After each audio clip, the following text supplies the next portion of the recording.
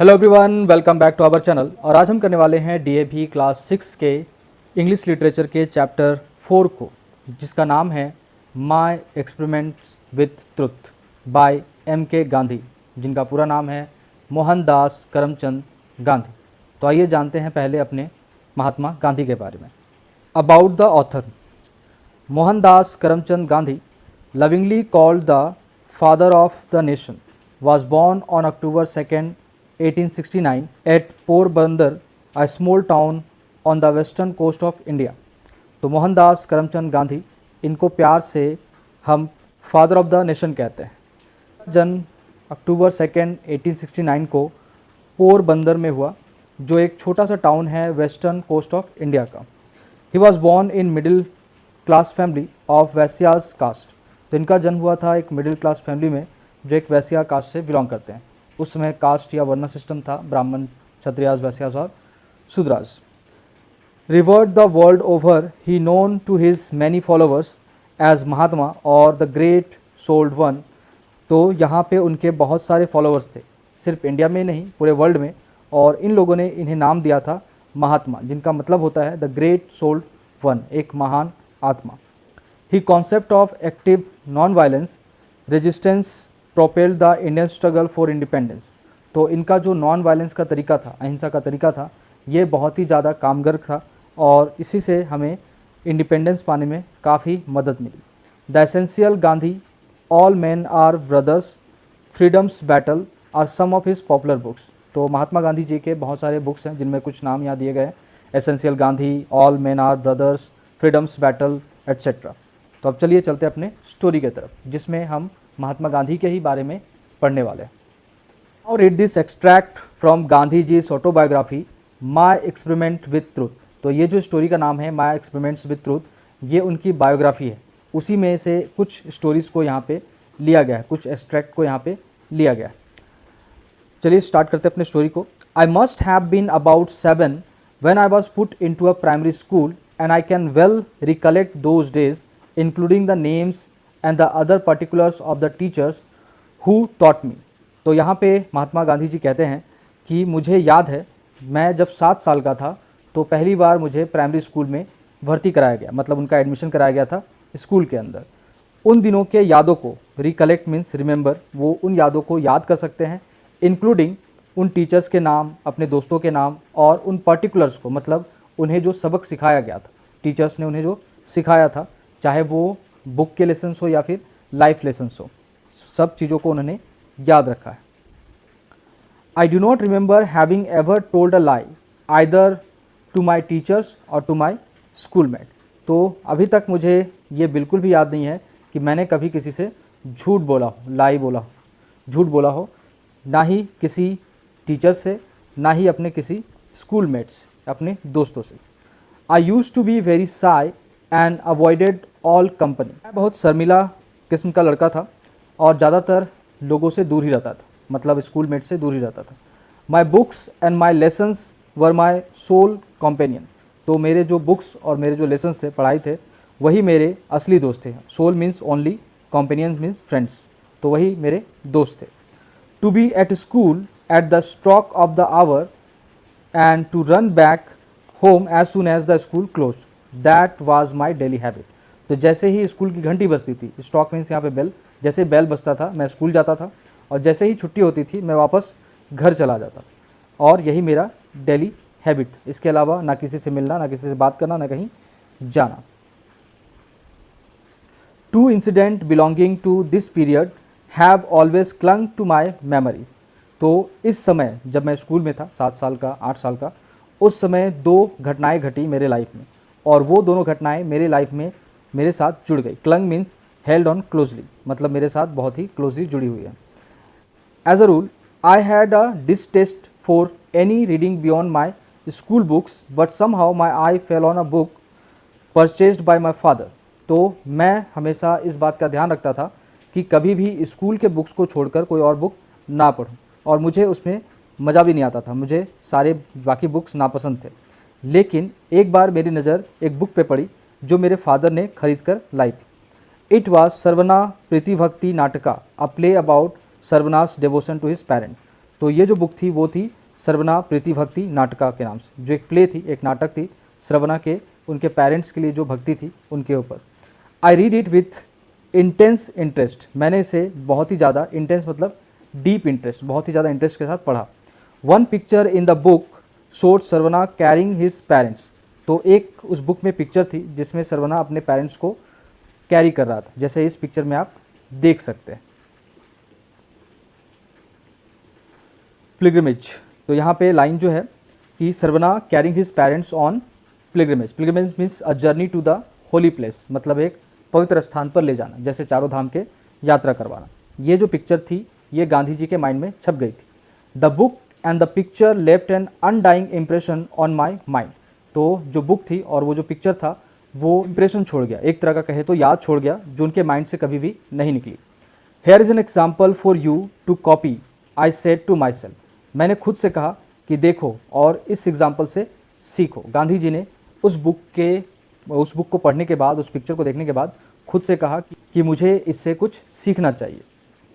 Another similar play Harishchandra capture my heart, इसी तरह से एक और प्ले था जिसका नाम था हरिश्चंद्र, ये भी मेरे दिल पे छू गया, मेरे दिल को छू गया।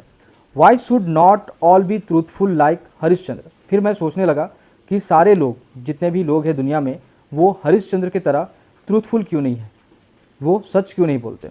Was the question I asked my self day and night, और ये जो क्वेश्चन था मैं दिन रात अपने आप से पूछता रहता था। To follow truth and go through all ordeals Harishchandra went through was the one ideal it inspired in me, तो हरिश्चंद्र के सच्चाई या उनके सच बोलने के तरीके और उनके साथ जो प्रॉब्लम्स आई थी, पेनफुल एक्सपीरियंसेस उनसे जो हुआ था, इन सब चीज़ों को देखने के बाद उनका पूरा कहानी उनके दिमाग पे छप गया था, मतलब महात्मा गांधी के दिमाग पे छप गया था, और एक तरह से वो उनके आइडियल बन गए थे। आइडियल मतलब कि एक उनके दिशा निर्देश में आ गए कि उनको ऐसा ही बनना है। There was another such incident during the time when I was in 7th standard, एक और घटना मुझे याद आ रही है जब मैं 7th स्टैंडर्ड में था, 7th क्लास में था। Dorabji Gimi the headmaster was the very popular among the boys as he was a disciplinarian, a man of method and good teacher, तो जो दोराबजी गिमी थे वो हमारे स्कूल के हेडमास्टर थे, बड़े ही पॉपुलर थे बॉयज़ में क्योंकि ये बड़े ही अनुशासित थे, ये बिल्कुल भी टाइम को वेस्ट नहीं करते थे और कोई भी बेकार का काम नहीं करते थे। साथ ही साथ मेथड ऑफ मैन मतलब कि हमेशा चीज़ों को ध्यान में रखना, कोई भी चीज़ मिस नहीं होनी चाहिए, और एक गुड टीचर भी थे। He had made gymnastic and cricket compulsory and I dislike both, इन्होंने जिम्नास्टिक्स को और क्रिकेट को कंपलसरी कर दिया था स्कूल के अंदर, जो मुझे दोनों ही बिल्कुल पसंद नहीं थे। I never took part in any exercise before they were made compulsory, तो जब तक इन दोनों को कंपलसरी नहीं बनाया गया स्कूल के अंदर कि हर बच्चे को इसमें पार्टिसिपेट करना ही होगा, तब तक मैंने कभी भी इसमें पार्ट नहीं लिया, मतलब इसमें भाग नहीं लिया। I then had the false notion that gymnastic had nothing to do with education, मेरे अंदर एक बुरी कल्पना आ गई थी कि जो जिम्नास्टिक और जो क्रिकेट है वो एजुकेशन से उसका कुछ भी लेना देना नहीं है, मतलब वो इसमें कोई भी फ़ायदा नहीं करेगा। Today I know that physical training is as important as mental training, तो मैं आज समझ पाता हूँ कि जितना ज़रूरी आपका मेंटल ट्रेनिंग है, पढ़ाई लिखाई है, उतना ही ज़रूरी फिजिकल ट्रेनिंग भी है, आपका खेल कूद भी है। मतलब आपको पढ़ाई के साथ खेल कूद भी करते रहना चाहिए, खासकर अपने मोबाइल के अंदर गेम खेलना नहीं, बाहर जा कर के क्रिकेट या फिर फुटबॉल ऐसे गेम खेलने चाहिए जिसमें आपका पूरा फिजिकल ट्रेन हो सके। The reason for my dislike for gymnastic was my keen desire to serve nurse to my father, तो जिम्नास्टिक को डिसलाइक करने का कारण ये था कि वो स्कूल के बाद जिम्नास्टिक ना करके वापस घर आ जाए और अपने फादर का देखभाल कर सके। As soon as the school closed I would hurry home and begin serving him, जैसे स्कूल बंद होता था मैं तुरंत घर आता था और घर आने के बाद अपने पिता को सर्व करता था, मतलब उनकी देखभाल करना शुरू करता था। Now it happened that one Saturday I had go from home to the school for gymnastic at 4 o'clock in the afternoon, तो एक बार की बात है कि मुझे जो स्कूल से जिम्नास्टिक जाना था, घर स्कूल बंद होते ही मैं घर आ गया और घर से मुझे स्कूल वापस जाना था जिम्नास्टिक के लिए शाम को 4 बजे। आई हैड नो वॉच, मेरे पास उसमें घड़ी नहीं थी। And the clouds deceived me, और जो क्लाउड्स ने था उसने मुझे धोखा दिया। धोखा कैसे दिया? उसने सूरज को ढक लिया और उससे मुझे टाइम का पता नहीं चल पाया। When I reached the school, all boys had already left. जब मैं स्कूल पहुंचा तो सारे बच्चे वहाँ से जा चुके थे. The next day, on being asked the reason for absence, I told Mr. Gimi what had happened. तो दूसरे दिन जब मुझसे पूछा गया कि मैं क्यों absent था, उस जिम्नास्टिक के क्लास में क्यों नहीं आया, तो मिस्टर गिमी को मैंने पूरा बात बताया कि कैसे बादलों के वजह से मैं टाइम का पता नहीं लगा पाया और मैं लेट हो गया. He refuse to believe me. उस दिन जो मिस्टर गिमी थे, मतलब जो दोराब जी गिमी थे, उन्होंने इस बात को मानने से मना कर दिया कि इस वजह से वो नहीं आ पाया, मतलब गांधी जी नहीं आ पाए school. I was convicted of lying. मुझे दोषी ठहराया गया झूठ बोलने के लिए. दैट डीपली पेन मी. और ये जो चीज़ था मुझे बहुत ही ज़्यादा दुख दिया, क्योंकि वो कभी झूठ नहीं बोलते थे और यहाँ पे उनके हेडमास्टर ने उन्हें झूठा साबित किया. How was I proved my innocence. अब वो सोच रहे थे कि वो कैसे प्रूव करे कि उनकी इसमें कोई भी गलती नहीं थी. देयर वॉज नो वे. ये कोई भी तरीका उनके पास नहीं था कि वो प्रूव कर पाए कि उनकी गलती नहीं थी, ये बादलों की गलती थी जिसकी वजह से वो स्कूल नहीं जा पाए. I learn that a man of truth must also be a man of care. तो उस दिन मैंने सीखा कि अगर आप एक ट्रूथफुल मैन बनना चाहते हैं, मतलब अगर आप सच कहते हैं और सच पे टिके रहते हैं, तो आपको केयर भी करना होगा. केयर करना होगा मतलब कि आपको टाइम का भी मेंटेनेंस देखना होगा. आप कहीं भी अगर जाना चाहते हैं तो आपको टाइम पे वहाँ पहुँचना होगा, ताकि आप बता पाएँ कि आपकी गलती नहीं थी, किसी और की गलती थी. This was the first and last intense of my carelessness in school. ये मेरे ज़िंदगी का पहला और आखिरी केयरलेसनेस था स्कूल के अंदर. इसके बाद से मैंने कोई भी गलती नहीं की. But there is another neglect for which I am still paying the penalty. तो एक और नेगलेक्ट हुआ मुझसे, मैंने एक और गलती की जिसका भरपाई पनिशमेंट मुझे आज भी मिलता है. I do not know when I got the notion that good hand writing was not necessary part of education, but I retained it until I went to England. तो मेरे अंदर एक धारणा आ गई थी कि गुड हैंड राइटिंग ज़रूरी नहीं है कि अच्छा एजुकेशन दे. मतलब आप अगर अच्छा पढ़ते हैं तो ज़रूरी नहीं है कि आपका हैंड राइटिंग भी अच्छा होना चाहिए. और ये तब तक था जब तक मैं इंग्लैंड नहीं गया. गांधी जी इंग्लैंड गए थे वहाँ पे अपनी वकालत की पढ़ाई करने के लिए. जब वहाँ पहुँचे तो उनको महसूस हुआ कि उन्होंने जो हैंड राइटिंग को नेगलेक्ट किया था, छोड़ दिया, उनको सही नहीं किया, वो उनके लिए पछतावा का कारण बना है. When later specially in South Africa I saw the beautiful hand writing of lawyers and young man, I was ashamed of my self and repented of my neglect. उसके बाद गांधी जी जब अफ्रीका गए अपने प्रैक्टिस के लिए, तो वहाँ पे बहुत सारे लॉयर्स के हैंड राइटिंग को देकर के वो खुद में ही शर्मिंदा हो गए, क्योंकि उन्होंने कभी भी अपनी हैंड राइटिंग पे ध्यान नहीं दिया था. और ये जो पछतावा था उनको हमेशा रहता है. I saw that bad hand writing was regarded as sign of imperfect education.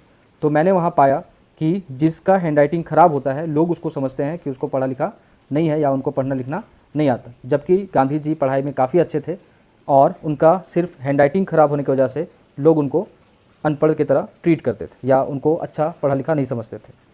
I tried later to improve mind but it was too late. मैंने बाद में इसे ठीक करने की कोशिश की, लेकिन काफ़ी लेट हो चुका था. तो इसीलिए कहा जाता है बच्चों को कि बचपन में ही वो अपने हैंड राइटिंग को ठीक कर ले, ताकि बड़े होकर के उनको प्रॉब्लम ना आए. बड़े होकर के आप अपने राइटिंग को ठीक करना बड़ा ही मुश्किल काम हो जाएगा, जैसे गांधी जी के साथ हुआ था. I could never repair the neglect of my youth. तो ये जो यूथ में, बचपन में जो मैंने गलती की थी अपने राइटिंग को ना सुधार के, इसे मैं कभी भी वापस ठीक नहीं कर पाया. There is another incident which I must share. एक और इंसिडेंट हुआ मेरे लाइफ में जो मैं ज़रूर शेयर करना चाहता हूँ आप सबके साथ. आई committed a theft when I was 15. जब मैं 15 साल का था तो मैंने चोरी की. गांधी जी ने पहली बार लाइफ में चोरी की थी. I had run in to डेप्ट ऑफ अबाउट 25 रुपीज़. मेरे ऊपर 25 रुपये के उधार हो चुके थे, डेप्ट उधार हुआ था. My brother had his arm an armlet of solid gold. तो मेरे भाई के हाथ में एक आर्मलेट था, ब्रासलेट था, कड़ा जिसको कहते हैं, सॉलिड गोल्ड का बना हुआ, प्योर गोल्ड का. I stole a bit of gold out of it and डेप्ट वाज क्लियर. तो मैंने उसके कड़े में से थोड़ा सा सोना काट कर बेच दिया और उससे वो जो 25 रुपये का उधार था उसे चुका दिया. But this became more than I could bear. लेकिन ये जो चीज़ था ये मेरे ऊपर बहुत ज़्यादा भारी पड़ा. उस उधार से भी ज़्यादा ये भारी था कि मैंने अपने भाई के कड़े में से सोना निकाल कर बेचा था. मतलब एक तरह से मैंने चोरी की थी. I resolve never to steal again. मैंने उस दिन कसम खाई कि दोबारा इस तरह से चोरी नहीं करूँगा, मतलब चोरी नहीं करूँगा. Also made up my mind to confess it to my father. और साथ ही साथ मैंने अपना माइंड बनाया, मैंने अपने आप को बताया कि मुझे अपने पिताजी को बता देनी चाहिए कि मैंने क्या गलती की है। But I did not dare to speak, लेकिन मेरे अंदर हिम्मत नहीं थी कि मैं अपने पिताजी को बता पाऊँ कि मैंने क्या किया। Not that I was afraid of my father beating मी, मैं इस बात से डरा हुआ नहीं था कि ये बात जानकर मेरे पिताजी मुझे मारेंगे, वो मार खाने को भी तैयार थे, बट उनके अंदर इतनी हिम्मत नहीं हो पा रही थी कि वो उन्हें बता पाए। I was afraid of pain that I should cause him, मैं इस बात से डरा था मेनली कि मैं जो उनको दर्द देने वाला हूँ, उनको जो दुख देने वाला हूँ, ये उनके मार से भी ज़्यादा दुखदायी होगा। I decided at last to write out the confession, तो मैंने लास्ट में डिसाइड किया कि मैंने जो गलती की है इसे जब मानूंगा वो मैं लिख कर दूंगा, मैं अगर बोल नहीं सकता तो मैं उसे लिख कर दूंगा। In this note not only did I confess my guilt but also asked adequate punishment for it, तो मैंने उस नोट में सिर्फ ये नहीं लिखा कि मैंने क्या गलती की, साथ ही साथ मैंने अपने लिए पनिशमेंट का भी बंदोबस्त किया, मतलब उसे पिताजी को लिखा था कि मैंने जो गलती की है उसके लिए मुझे पनिशमेंट भी मिलनी चाहिए। I also promise never to steal in future, और साथ ही साथ उसने प्रॉमिस किया था कि मैं दोबारा फ्यूचर में कभी भी चोरी नहीं करूँगा। With trembling hands I handed the confession to my father, काँपते हुए हाथों से मैंने अपने कॉन्फेशन को, अपने जो गलती की थी उसको अपने पिता के हाथों में दिया, उस लेटर को दिया।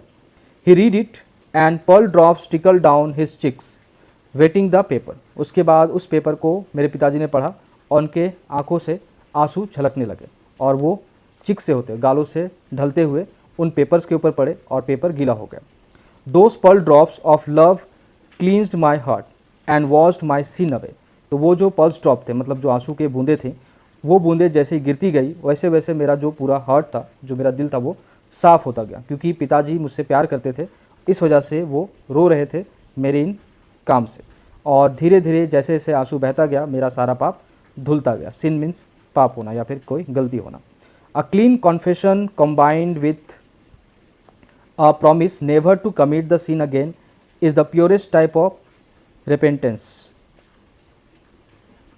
तो यहाँ पे आगे गांधी जी कहते हैं कि अगर आपने गलती की, उसके बाद अगर आप उसे कॉन्फेस कर लेते हैं, मान लेते हैं कि आपने गलती की, साथ ही साथ उसमें प्रॉमिस करें कि दोबारा आप ऐसी कोई गलती नहीं करेंगे, तो वो सबसे ज़्यादा प्योर एक तरह से कहें तो बदलाव होगा। आप उसे मान लेते हैं कि मुझसे गलती हुई थी और दोबारा ऐसा ना होगा, तो आप वही सबसे अच्छी बात होगी आपके लिए।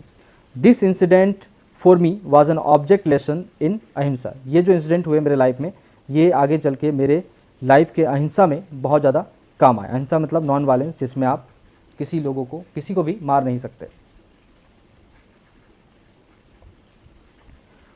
तो आज के लिए इतना ही। अगर आपको वीडियो पसंद आया हो तो लाइक ज़रूर करें।